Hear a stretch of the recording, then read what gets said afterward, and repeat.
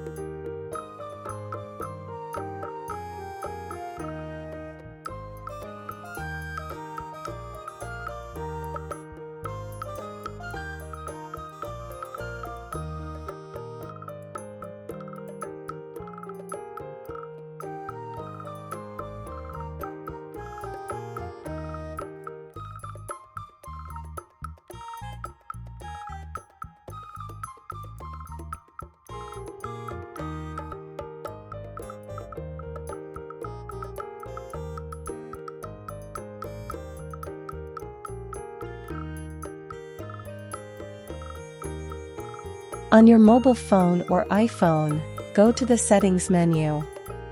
Look for the Wi-Fi settings and turn on Wi-Fi. Wait for your phone to detect available Wi-Fi networks. Look for the network name starting with DirectX XHP. XX represents a unique combination of numbers and letters. Tap on the network name to connect to it.